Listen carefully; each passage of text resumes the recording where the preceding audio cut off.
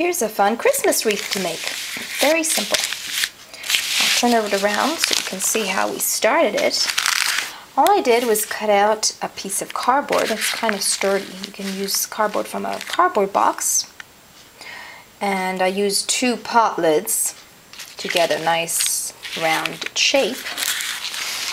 And then I began putting glue all over on one side.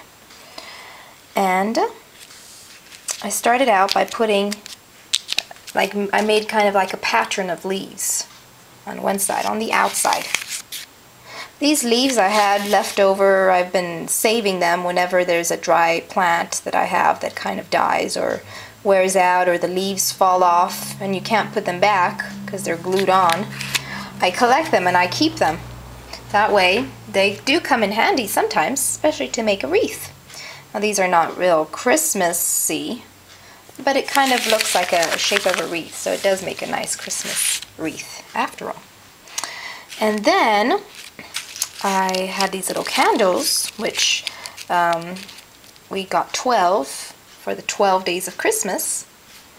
And we glued them in between the leaves. And then I finished my pattern of leaves on the inside, wherever there was space left. I just put a dab of glue and finished off the pattern. And then I cut out some little sponge material, scrubber actually, that's red. You can use any kind of paper, or cardboard, flannel, whatever you have, to make little berries. And there you have your little Christmas wreath. And you just put a nail on the wall. You can use it like that. We began to use it around, I just placed it in the middle of the table. That way, every day of Christmas, we lit the candle. You just have to be careful. You didn't light it for too long because of the leaves.